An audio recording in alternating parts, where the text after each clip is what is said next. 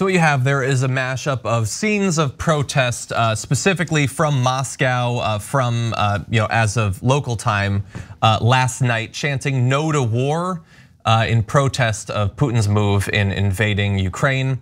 There are a lot of people. You're seeing the numbers appearing to grow after the first day. Now, technically, the only legal form of public protest in Russia is so-called solo pickets. They're non-organized and thus legally sanctioned protests, but those have been spread in a number of regions as well.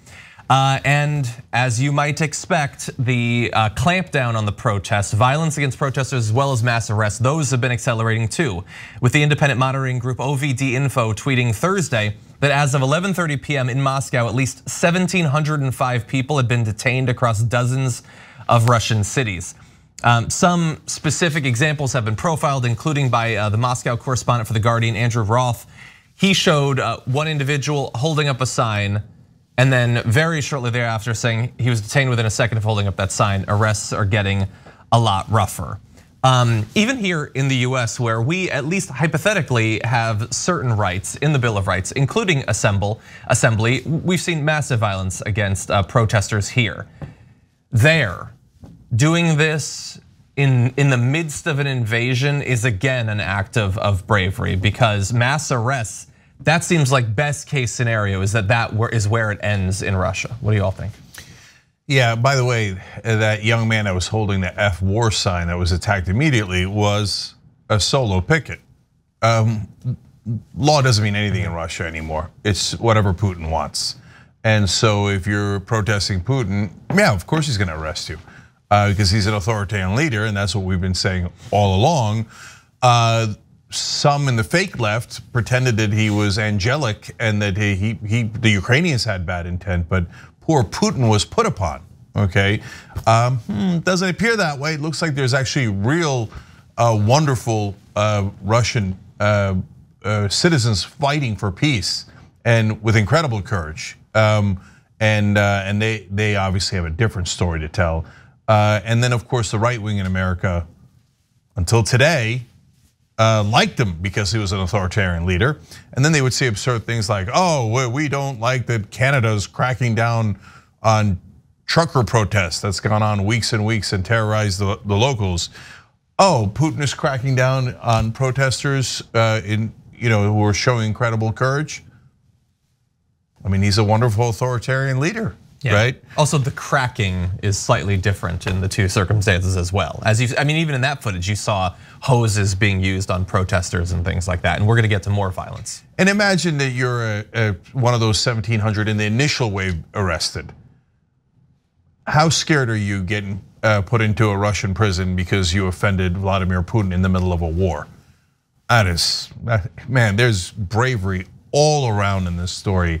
And thank God for those Russians. Those are worldwide heroes. It's one of the most politically and socially difficult protests. That's true in the United States, and it's true in basically any other country. There's always gonna be this sort of nationalistic urge around the country whenever there's war. We've seen it here, with the Iraq war. And so to and this is where this really demonstrates how much of a blunder this is really for Putin. Putin, I don't know what he was thinking, right? But he's clearly made an internal political mistake, because if he would have just kept troops in the separatist regions in Donetsk and Luhansk, that would have been a different story, because inside of Russia, there was actually a decent chunk of popular support for militarily defending Luhansk and Donetsk. But this is a lot more than that. And now the public opinion seemingly has shifted extremely with inside of Russia. And the fact that so many people are willing to go out and do this anti-war protest, when, to be honest, not only are they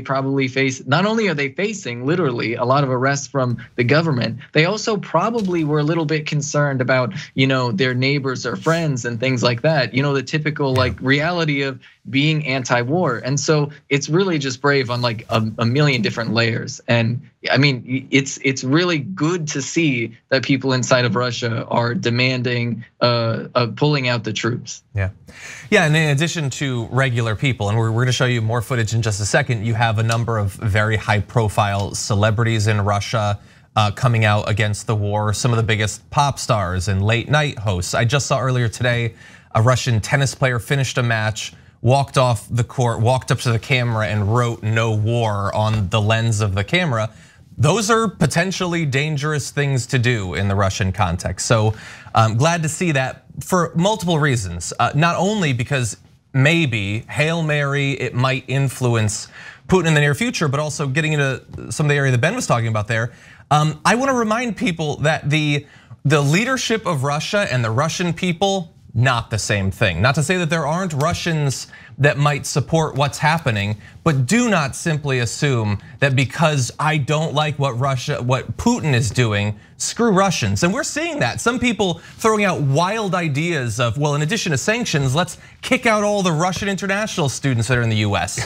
What? What are they, military commanders? Honestly, if you're old enough to remember what it was like during the initial invasion of Iraq, there was a lot of worldwide hatred of the US, well justified. But that was George Bush's war. I didn't okay that.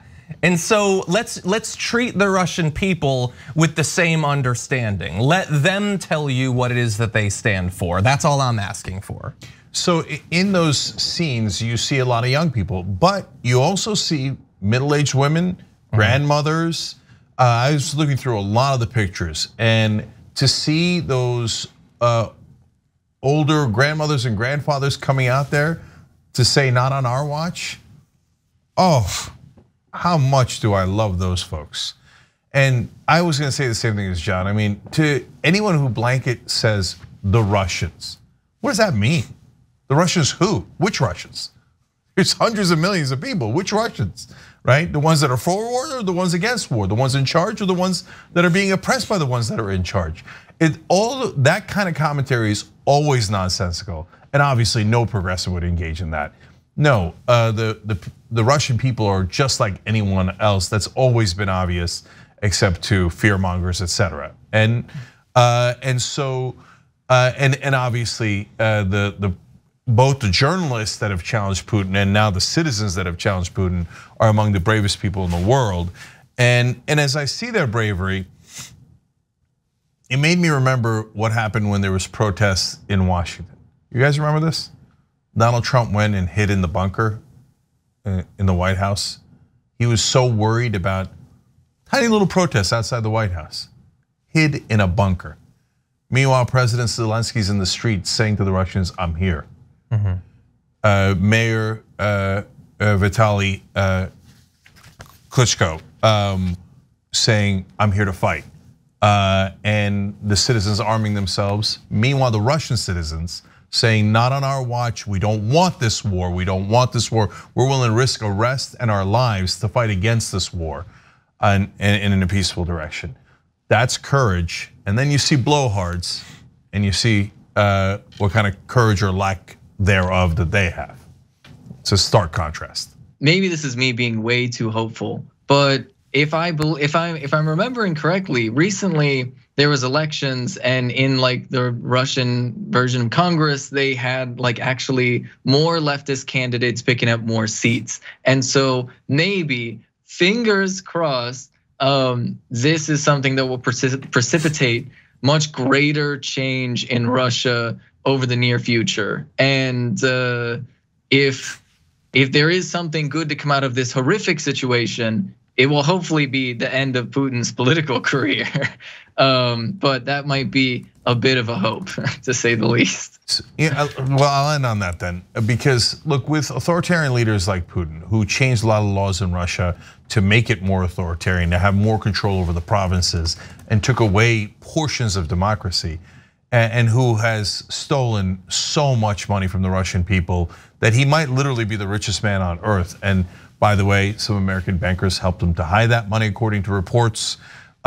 So does that guy go out on his own accord? I haven't seen it yet. There's a lot of authoritarian leaders across the world, and I've never seen any of them voluntarily cede power.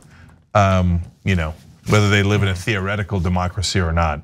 So I don't know how that ends, but the answer is probably pretty poorly. Thanks for watching The Young Turks, really appreciate it. Another way to show support is through YouTube memberships. You'll get to interact with us more. There's live chat emojis, badges. You've got emojis of me, Anna, John, JR. So those are super fun. But you also get playback of our exclusive member-only shows and specials right after they air. So all of that, all you gotta do is click that join button right underneath the video. Thank you.